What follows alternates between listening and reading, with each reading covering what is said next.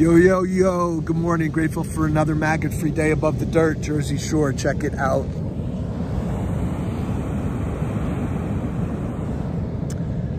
So, this talk is about choice.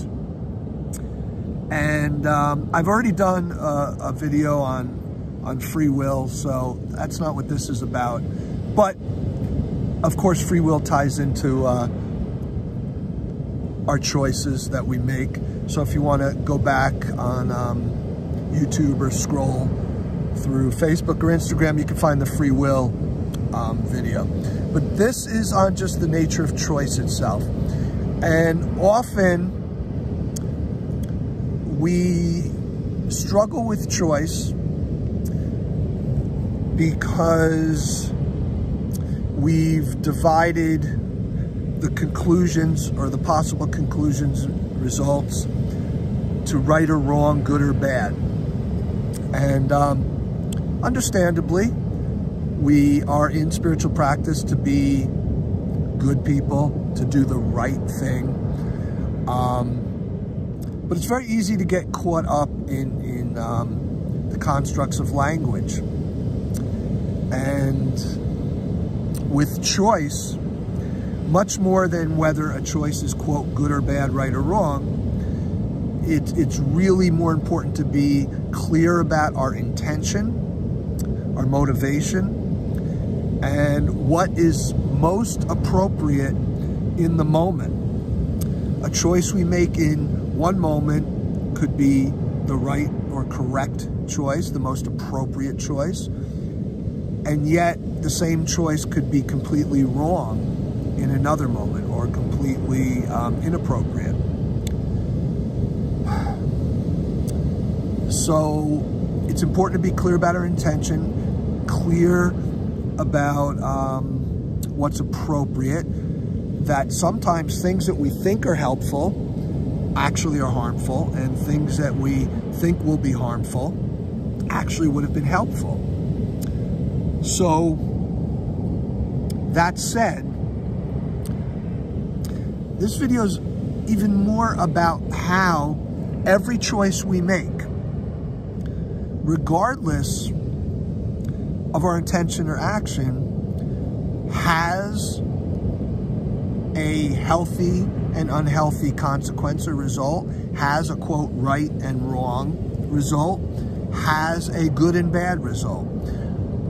There's no way to make a choice without having both sides of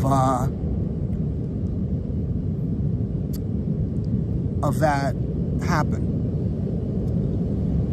So in the middle, we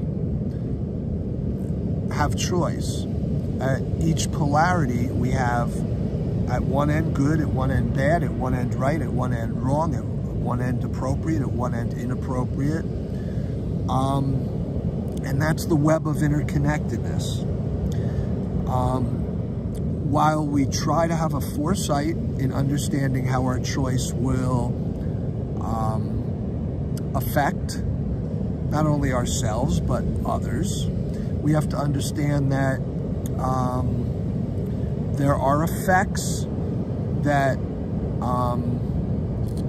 can't be foreseen, that we can't understand, and that when we make our choice, we send out that that ripple effect that sometimes we never know how that choice affects others. Sometimes it could be years when we see how a choice has spread and affected others. And sometimes it's only in hindsight that we see how our choices affect us. Meaning that often things that we deem, quote, wrong, and we say, oh man, I messed up, that was the wrong choice. At some point, often that choice will be looked back upon as the right choice. So even a choice we make in the moment that has an absolute conclusion or result, that's not the end of the story. But yet we get caught in that moment and identify with it and draw conclusions and then act upon it. So, you know, sometimes we need to make a choice and kind of get hands off with it. Accept what happens if we're not happy with the result or consequence, because that consequence is not the end of that choice. That choice will permeate way past the moment it's acted upon. And that leads me to end with what is my absolute favorite mantra to live by, which is everything that seems senseless when it's happening will make perfect sense at some point. And that's an important distinguishing factor in spiritual life for me, is that, and I'll echo what one of my teachers, Raghunath, says, is never ask, why is this happening to me? Ask, why is it happening for me? And our choices are part of that process. So I'm not saying make choices lightly, but to have a bigger picture in mind, a bigger scope, a bigger perspective, a not knowing understanding. And not knowing is important because we truly do not know how every choice and action will permeate and radiate throughout our lives and other lives. And to flip the script, this is not to be a kind of doom and gloom thing, like you make a choice and then you gotta kind of not know what's going on and to instill. And I'm not saying be fearful or be worried or have anxiety over making the right choice, but it's exciting to not be bogged down in the rigidity of conclusions and what we know.